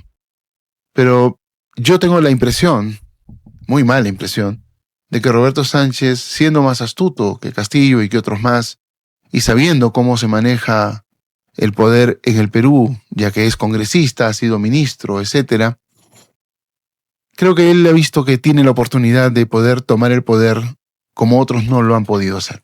La derogatoria inmediata de la Constitución antinacional, creación de 2 delincuentes como son un japonés preso y antes prófugo y un delincuente, Vladimiro Montesinos. Una vez derogada esa Constitución, ¿qué debe regir? Se convoca una asamblea constituyente. Pero en ese interín, en ese año que se convoca esa asamblea constituyente y sale el producto, la nueva Carta Magna, en ese interín, en ese año, ¿qué cosa debe regir? La anterior, la Constitución anterior. ¿Y en base a qué? A su último artículo. ¿Y qué dice su último artículo, número 307 de la Constitución del año 79? ¿Qué dice? Más o menos así. Esta Constitución no se deroga por si es derogada. No, esta Constitución no puede ser derogada por medios que ella no contempla. Con ese artículo 307 tenemos la llave jurídica primero para que en ese año que dure esa Constitución hasta que salga la nueva, aplicarle la pena capital a los presidelincuentes. Porque ahí sí se contempla claramente la pena de muerte por ¿A qué presidelincuentes tenemos a todos los sabidos desde el 5 de abril del 92 y siempre me preguntan los periodistas, también Ollantumala, por si acaso, acá no hay favoritismo para nadie. Iglesia Católica Apostólica Romana. Debería ser sustituida por una iglesia tahuantinsullana propia a imagen y semejanza del pueblo quechua-aymara. Has anunciado que vas a crear tu iglesia, ¿no? Sí, el próximo mes voy a viajar a Choquequirao y voy a fundar la congregación de una iglesia tahuantinsullana. ¿Serás el pastor Antauro? ¿Cómo va a ser? Mira, yo creo en una creación suprema. Creo que hay un gran arquitecto. Algunos pueblos lo llaman Alá, otros pueblos lo llaman Jehová, otros pueblos le llaman Buda. Aristóteles le llama el motor yo creo inmóvil. que somos un país mestizo sin identidad. Y justamente la labor para rescatar esa identidad también implica rescatar nuestra concepción de esa arquitectura suprema a nuestra imagen y semejanza. Entonces es por eso que yo he optado, ¿no?, por fundar una congregación, una iglesia incaica, una iglesia tahuantinsullana, rescatando los comentarios de los incas y el Amazú, el Amayuya, el Amaquea y toda la moralidad del Aimi y la Minca tahuantinsullana. El programa de gobierno más incómodo para la derecha contempla el cambio de la constitución política y sobre todo el capítulo económico. Y para ello proponemos, primero, sustituir el modelo neoliberal o economía social de mercado por una propuesta que hemos denominado economía popular con mercados, en el cual la misma girará en dependencia de los intereses del pueblo. Segundo, la iniciativa empresarial libre no solo puede ser privada, sino también debe ser pública. El mito que las empresas estatales son un fracaso es una falacia. Tenemos ejemplos exitosos en el país como Cima Perú, el Banco de la Nación, Cofide, ENACO, ESalud, Editora Perú, Televisión Peruana, entre otros. Tercero, el Estado no debe estar reducido a un simple promotor, supervisor o recaudador de impuestos. Necesitamos un Estado fuerte, interventor, planificador, empresario, innovador, protector y sobre todo regulador del mercado. Cuarto, el Estado no puede entender que libertad es abandonar a su pueblo para que ellos se las arreglen individualmente los problemas de educación, salud, empleo, comercio, empresa o industria. Sino, el Estado debe entender por libertad la garantía de satisfacer los derechos fundamentales de sus habitantes y para ello, lógicamente, tiene que reorientar su economía. Quinto, no puede permitirse que el empresario privado tenga exclusividad en el mercado. y que el Estado solamente se repliegue donde ellos no quieren invertir o donde no consideren rentable, y en extremo, con autorización expresa de una ley. Esta exclusividad ha permitido que concerten precios, establezcan monopolios, generen dumping, quebrando no solo la empresa pública, sino también la empresa privada nacional. Sexto, la empresa privada transnacional no debe tener el control de nuestros principales recursos estratégicos, mineros, petroleros, gasíferos, hidroenergéticos y de comunicaciones, conduciéndonos a ser un país dependiente de ellos. Es necesario que el Estado tenga el control de los mismos y que la inversión extranjera solamente devenga en complementaria. Estos recursos deben explotarse para vencer la dependencia extranjera, la pobreza y el subdesarrollo, creando industrias y también empleo. El Estado no solamente debe combatir las posiciones dominantes o monopólicas, sino debe prohibirlos, incluyendo monopolios farmacéuticos, de combustibles, de energía eléctrica y gasífera, de productos lácteos, de industria pesquera, de la banca, de líneas aéreas y de la prensa. Octavo, deben eliminarse los contratos ley que blinda a perpetuidad la mega corrupción, haciendo que las transnacionales se queden con el 70% de las ganancias y solo el 30% sea para el Estado, y en ocasiones exonerados de impuestos.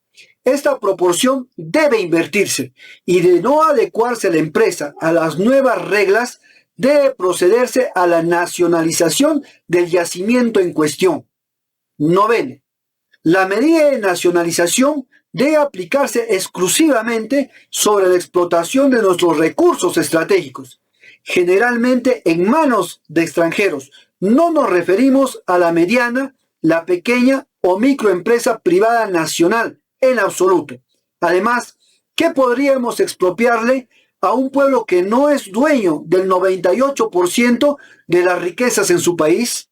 Absolutamente nada.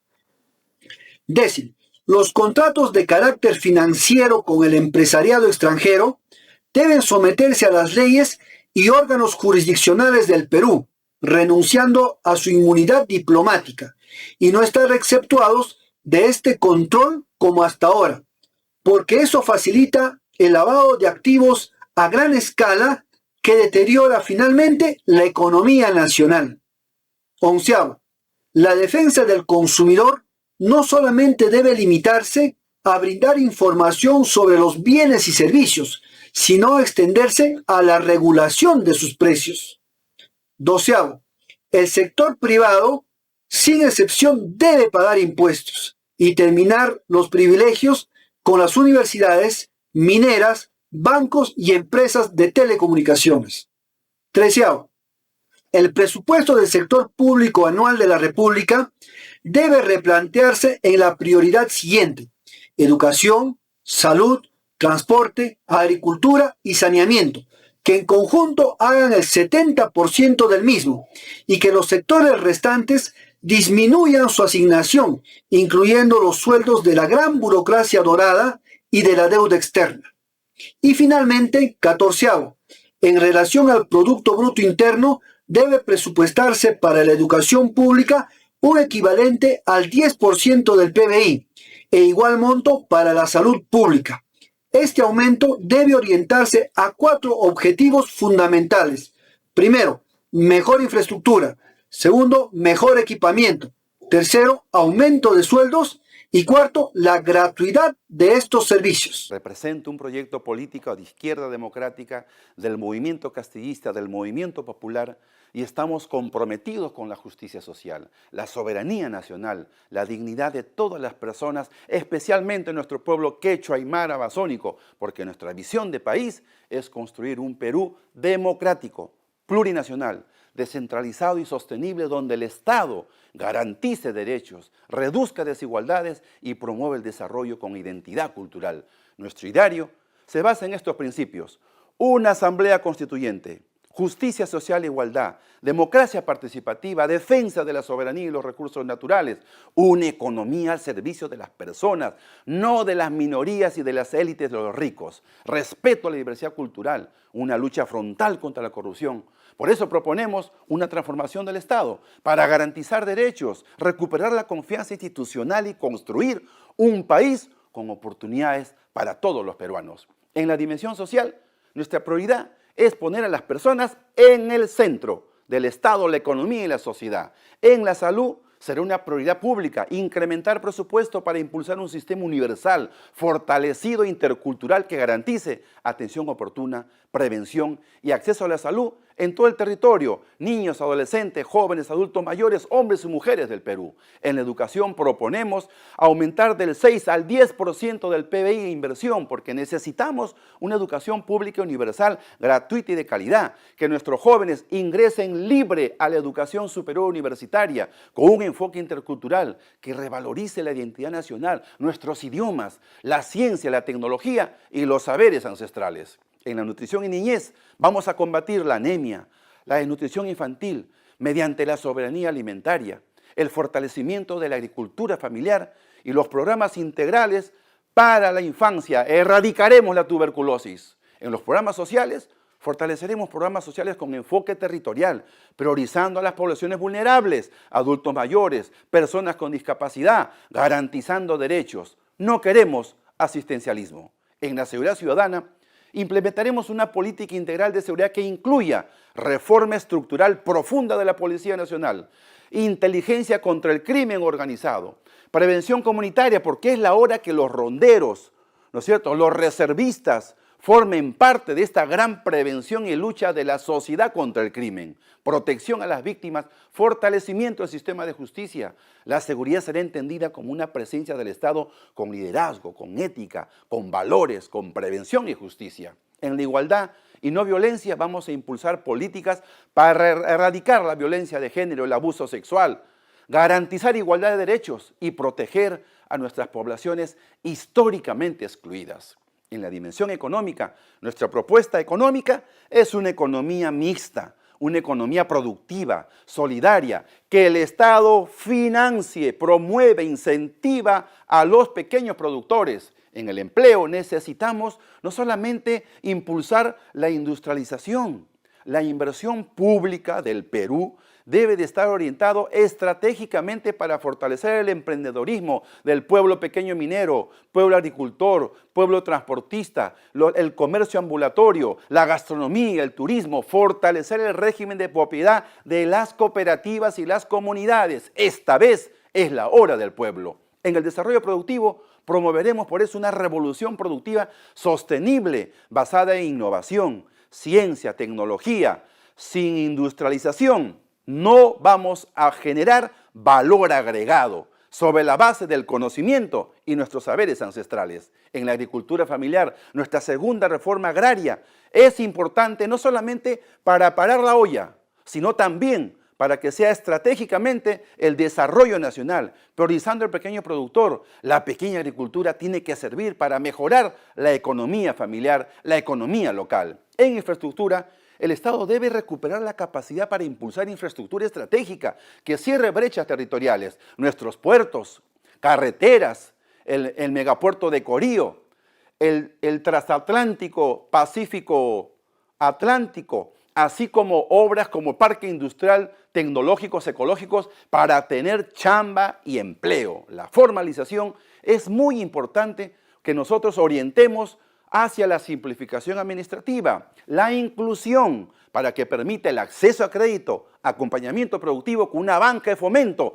para la agricultura y los emprendedores. En el crecimiento económico, nosotros buscamos crecimiento con equidad, que la riqueza beneficie a las mayorías, no solo los grandes monopolios. No puede ser que el 50% de la riqueza del Perú tiene dueño solo al 1% de la población.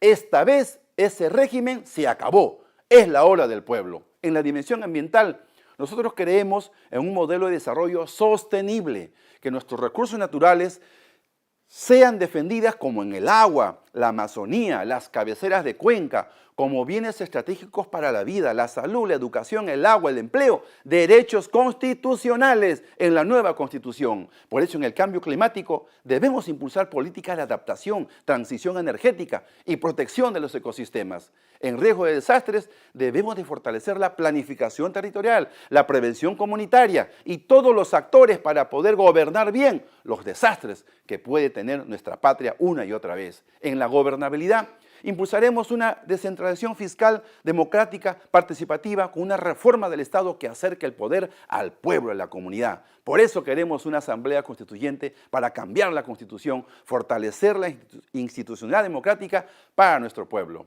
En la lucha anticorrupción, nosotros va a ser prioritario imprescriptibilidad de los delitos contra el Estado, inhabilitación de por vida para los corruptos, control ciudadano, transparencia es lo que necesitamos.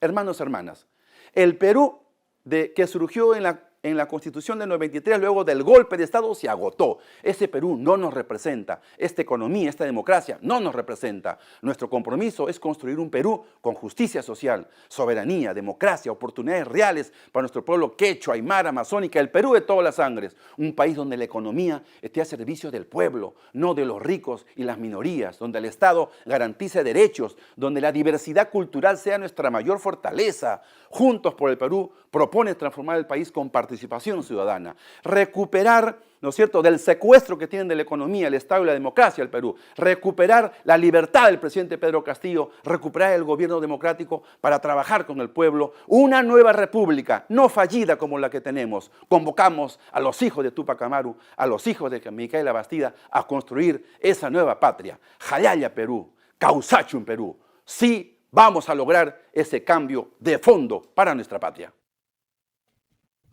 Y no va a ser tan sencillo convencerlo, si es que se lo puede convencer, de no cometer ningún estropicio. Pero hay que tener cuidado con esa astucia y con la gente que lo acompaña.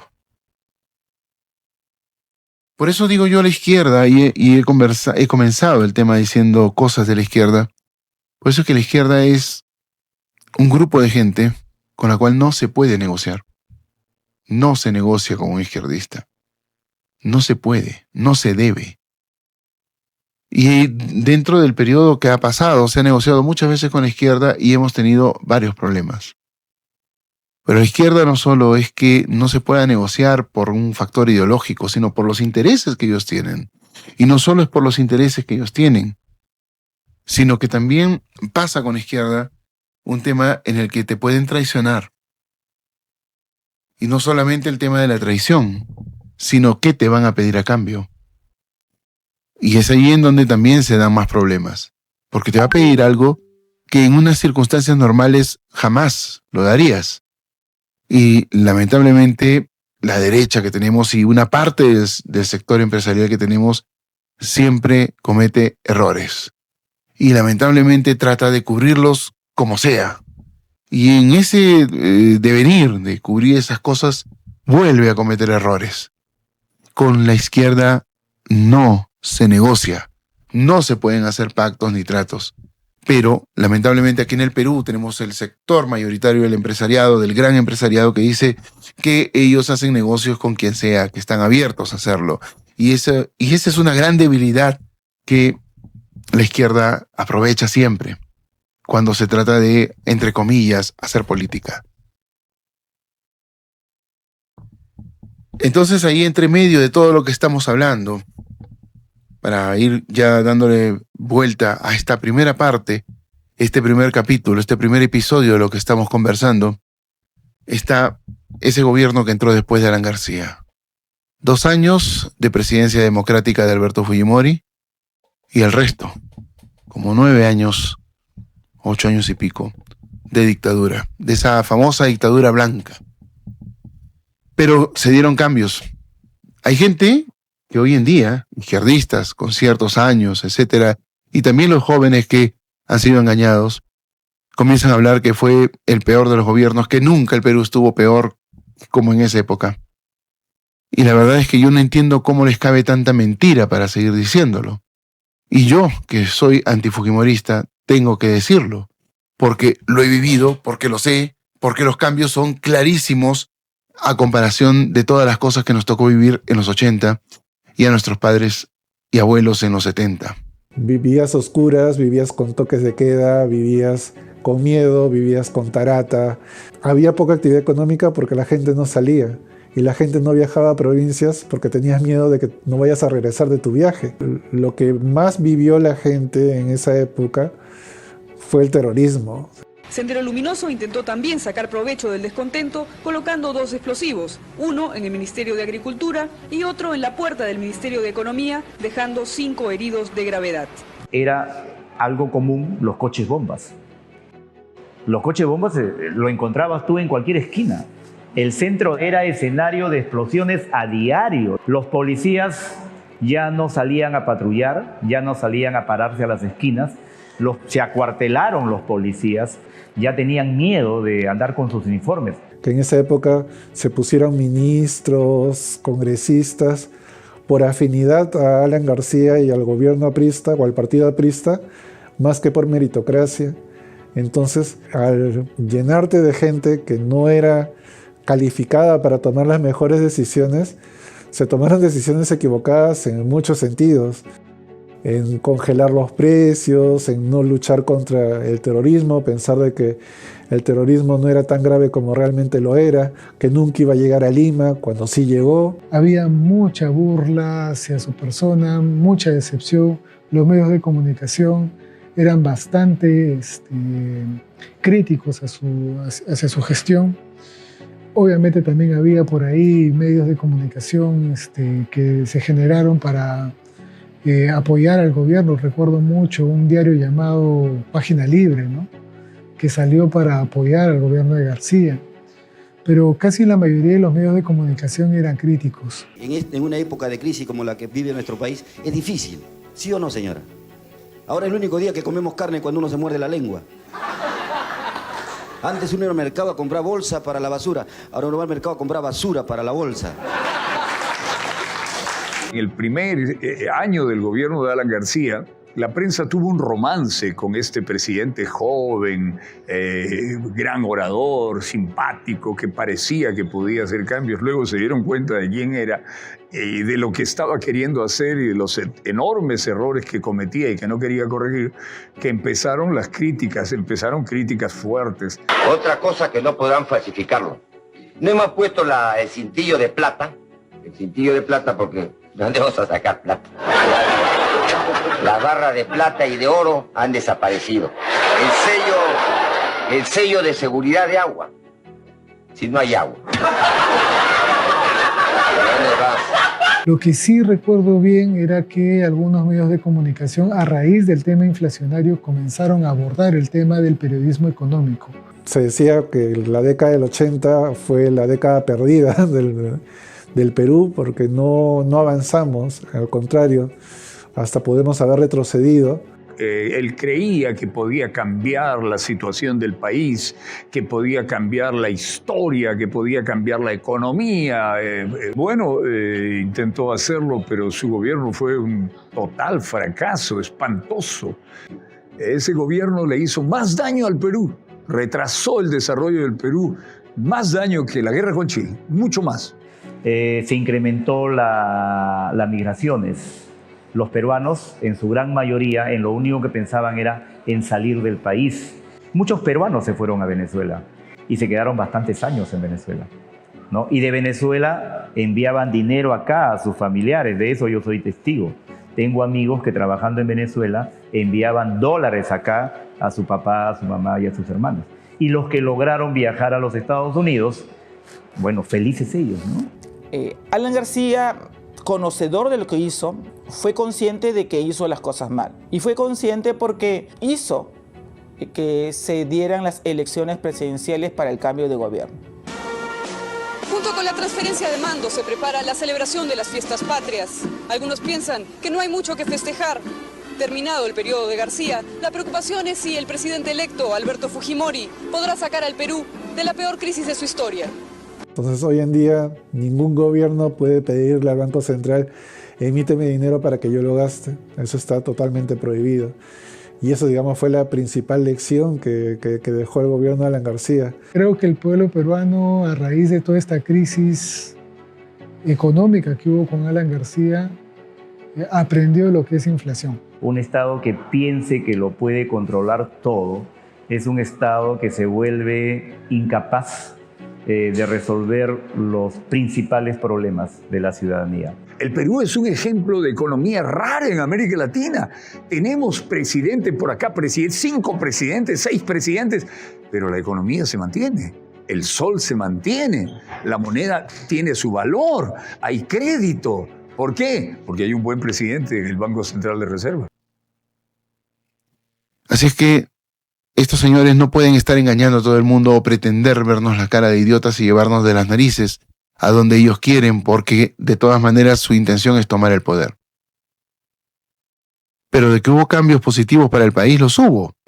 Probablemente no hubiera sido Fujimori, hubiera sido Vargas Llosa. Lo que no sabemos es que si lo de Vargas Llosa hubiera sido absolutamente consistente. Por varios motivos y por varios factores. La verdad es que la gente del Fredemo no inspiraba confianza. Son los que, en realidad, después le sabotearon el gobierno a Alberto Fujimori. Buscaron que sabotearlo durante esos 2 años y era imposible hacer el cambio en el Perú. Y aunque yo estoy totalmente convencido de que Alberto Fujimori hizo los cambios e hizo todo lo que hizo solamente para beneficiarse él mismo, al final de cuentas, a la larga, en el largo plazo, hemos visto que todos esos cambios, todas esas cosas que hizo, incluyendo la constituyente y sobre todo, mejor dicho, sobre el tema de la constituyente, o sea, el CCD que se creó en ese tiempo, finalmente dieron sus frutos. Y muchas cosas cambiaron en el Perú. La gente no se da cuenta porque nadie se lo ha contado. La gente no se da cuenta porque no lo han averiguado. La gente no se da cuenta porque le ha creído al izquierdista las mentiras que dice. Y también les ha creído a cualquier otro que ha hablado repitiendo. Lamentablemente en nuestro país hay mucha gente que repite lo que escucha o lo que lee sin contrastar esa información, sin averiguar. Es absolutamente descalificable lo que hizo Alberto Fujimori en muchas cosas.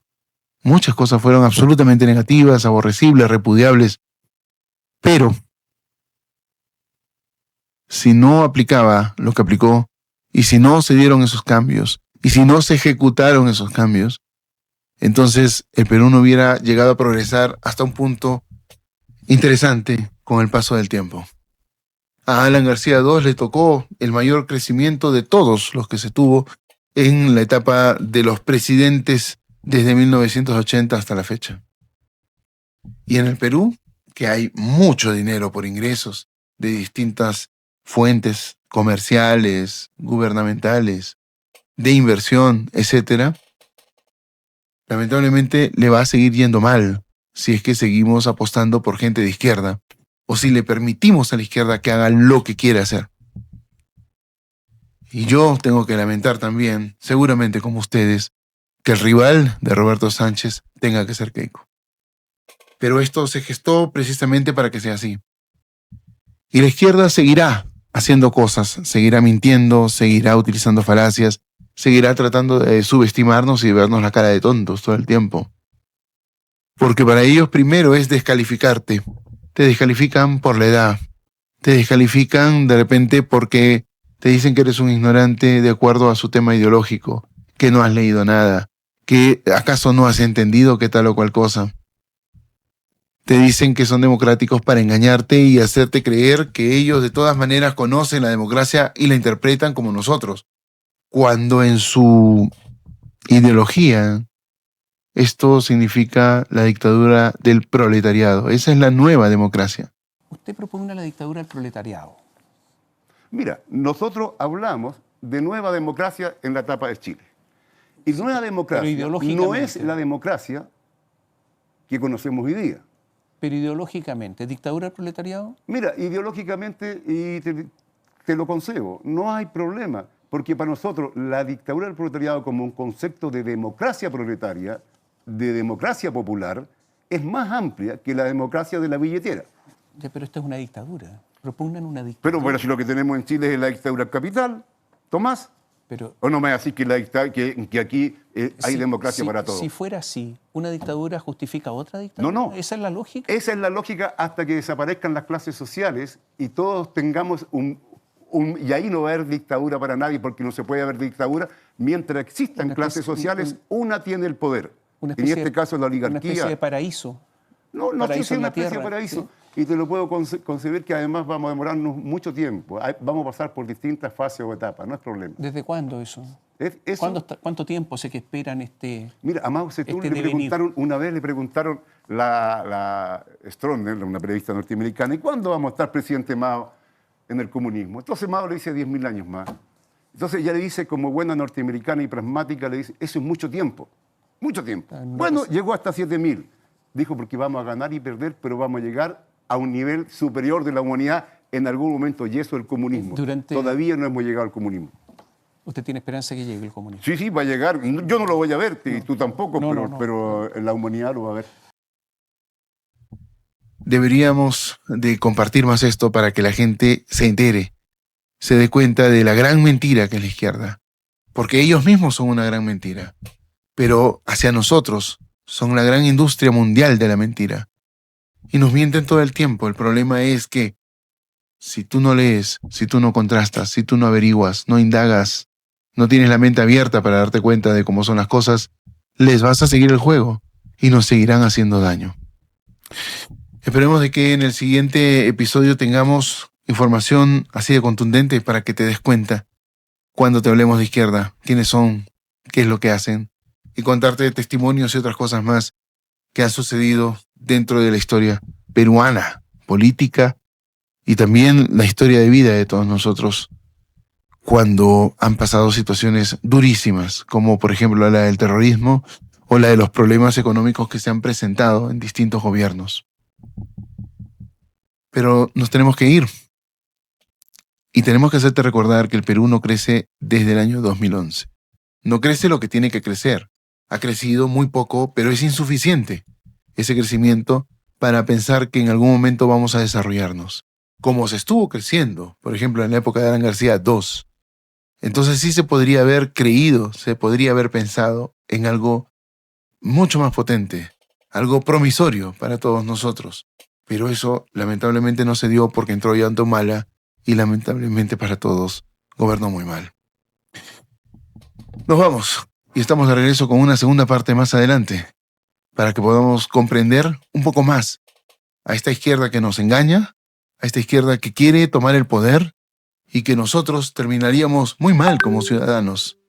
No creo que ustedes quieran esa vida para nosotros y también para nuestros hijos y el resto de nuestra descendencia. Así como siempre decimos, Fujimorismo nunca más, aunque esta vez tenga la oportunidad, también decimos, y para siempre, izquierda nunca más.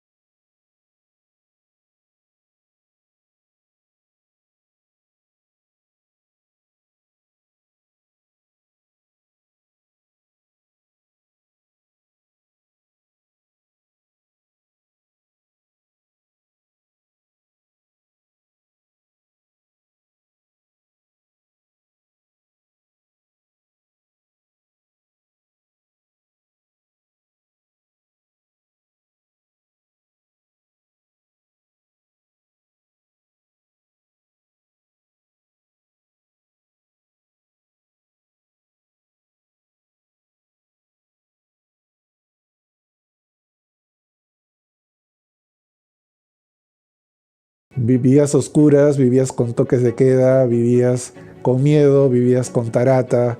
Había poca actividad económica porque la gente no salía. Y la gente no viajaba a provincias porque tenías miedo de que no vayas a regresar de tu viaje. Lo que más vivió la gente en esa época fue el terrorismo. Sendero Luminoso intentó también sacar provecho del descontento colocando 2 explosivos, uno en el Ministerio de Agricultura y otro en la puerta del Ministerio de Economía, dejando 5 heridos de gravedad. Era algo común los coches bombas. Los coches bombas lo encontrabas tú en cualquier esquina. El centro era escenario de explosiones a diario. Los policías ya no salían a patrullar, ya no salían a pararse a las esquinas. Se acuartelaron los policías, ya tenían miedo de andar con sus uniformes. Que en esa época se pusieron ministros, congresistas, por afinidad a Alan García y al gobierno aprista o al partido aprista, más que por meritocracia. Entonces, al llenarte de gente que no era calificada para tomar las mejores decisiones, se tomaron decisiones equivocadas en muchos sentidos. En congelar los precios, en no luchar contra el terrorismo, pensar de que el terrorismo no era tan grave como realmente lo era, que nunca iba a llegar a Lima, cuando sí llegó. Había mucha burla hacia su persona, mucha decepción. Los medios de comunicación eran bastante críticos hacia su gestión. Obviamente también había por ahí medios de comunicación que se generaron para apoyar al gobierno. Recuerdo mucho un diario llamado Página Libre, ¿no?, que salió para apoyar al gobierno de García. Pero casi la mayoría de los medios de comunicación eran críticos. En una época de crisis como la que vive nuestro país, es difícil, ¿sí o no, señora? Ahora es el único día que comemos carne cuando uno se muerde la lengua. Antes uno iba al mercado a comprar bolsa para la basura, ahora uno va al mercado a comprar basura para la bolsa. En el primer año del gobierno de Alan García, la prensa tuvo un romance con este presidente joven, gran orador, simpático, que parecía que podía hacer cambios. Luego se dieron cuenta de quién era y de lo que estaba queriendo hacer y de los enormes errores que cometía y que no quería corregir, que empezaron empezaron críticas fuertes. Otra cosa que no podrán falsificarlo. No hemos puesto el cintillo de plata porque ¿dónde vamos a sacar plata? Las barras de plata y de oro han desaparecido. El sello de seguridad de agua. Si no hay agua. Lo que sí recuerdo bien era que algunos medios de comunicación, a raíz del tema inflacionario, comenzaron a abordar el tema del periodismo económico. Se decía que la década del 80 fue la década perdida del Perú porque no avanzamos, al contrario, hasta podemos haber retrocedido. Él creía que podía cambiar la situación del país, que podía cambiar la historia, que podía cambiar la economía. Intentó hacerlo, pero su gobierno fue un total fracaso, espantoso.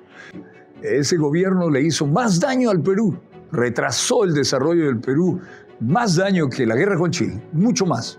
Se incrementó las migraciones. Los peruanos, en su gran mayoría, en lo único que pensaban era en salir del país. Muchos peruanos se fueron a Venezuela y se quedaron bastantes años en Venezuela, ¿no? Y de Venezuela enviaban dinero acá a sus familiares, de eso yo soy testigo. Tengo amigos que trabajando en Venezuela enviaban dólares acá a su papá, a su mamá y a sus hermanos. Y los que lograron viajar a los Estados Unidos, bueno, felices ellos, ¿no? Alan García, conocedor de lo que hizo, fue consciente de que hizo las cosas mal. Y fue consciente porque hizo que se dieran las elecciones presidenciales para el cambio de gobierno. Junto con la transferencia de mando se prepara la celebración de las fiestas patrias. Algunos piensan que no hay mucho que festejar. Terminado el periodo de García, la preocupación es si el presidente electo, Alberto Fujimori, podrá sacar al Perú de la peor crisis de su historia. Entonces hoy en día ningún gobierno puede pedirle al Banco Central emíteme dinero para que yo lo gaste. Eso está totalmente prohibido. Y eso, digamos, fue la principal lección que dejó el gobierno de Alan García. Creo que el pueblo peruano, a raíz de toda esta crisis económica que hubo con Alan García, aprendió lo que es inflación. Un Estado que piense que lo puede controlar todo es un Estado que se vuelve incapaz de resolver los principales problemas de la ciudadanía. El Perú es un ejemplo de economía rara en América Latina. Tenemos presidente por acá, 5 presidentes, 6 presidentes, pero la economía se mantiene. El sol se mantiene, la moneda tiene su valor, hay crédito. ¿Por qué? Porque hay un buen presidente en el Banco Central de Reserva. Quien rodea a ese presidente deben ser personas muy buenas, específicamente personas éticas, que sepan que están ahí en ese lugar para ayudar a las personas. El principal capital que van a tener para enfrentar posibles problemas de recesión o de inflación que puedan devenir de externos es la educación. No hay otra forma. Ha llegado la hora del cambio en democracia, de la revolución en democracia. A ella apuesto y por ella me entrego a ustedes, sabiendo que al hacerlo me encuentro mucho más cerca de todos los peruanos. Muchas gracias.